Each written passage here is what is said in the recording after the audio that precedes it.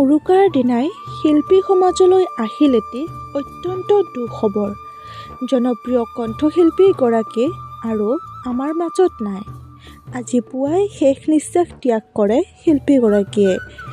নমস্কাৰ বন্ধু বান্ধৱীসকল, পুনৰ স্বাগতম জনাইছোঁ আমাৰ চেনেলৰ অন্য এটি ভিডিঅ'লৈ। গাইজ, পুনৰ এটি নতুন খবৰ লৈ আপোনালোকৰ মাজলৈ আহিছোঁ। আশা কৰোঁ আপোনালোকে ভিডিঅ'টি সম্পূৰ্ণকৈ চাব।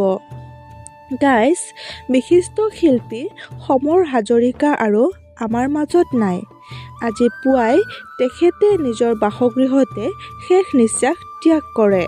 আমি জানিব পৰা মতে তেখেত দীৰ্ঘদিন ধৰি অসুস্থ হৈ আছিল।